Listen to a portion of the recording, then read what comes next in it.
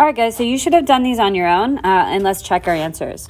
So here we go. Two numbers that multiply to get 48 and 14.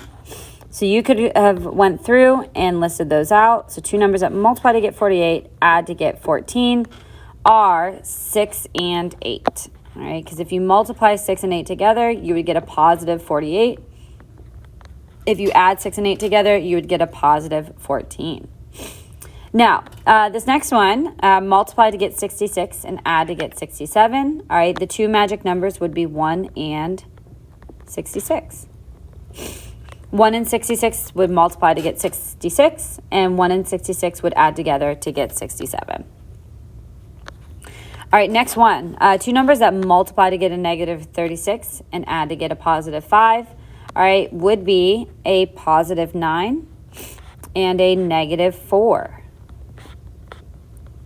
Okay, so you know because they had to multiply to get a negative number, all right, that they had to, one had to be positive, one had to be negative, okay?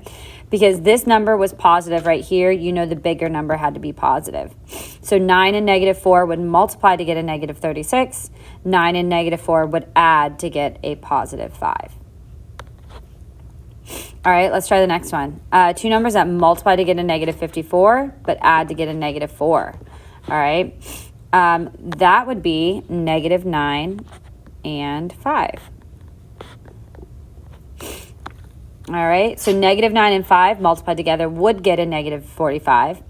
And then because this number right here is negative, you know that that has to match the sign of the bigger number. So negative 9 plus 5 would be a negative 4. All right, number 5, find two numbers that multiply to get negative 9 and add to get 3. That would, I'm sorry, and add to get 0. That would be 3 and negative 3.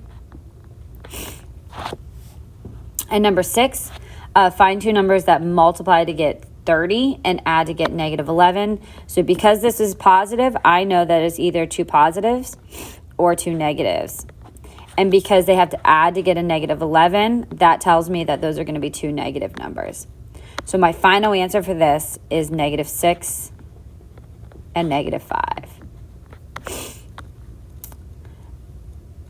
All right, guys. So that's finding magic numbers. Again, this is the hardest part of the factoring that we are going to do tomorrow. All right. And I think it's going to be super beneficial that we took a day just to practice this, because then I think it's going to go even better tomorrow. Okay.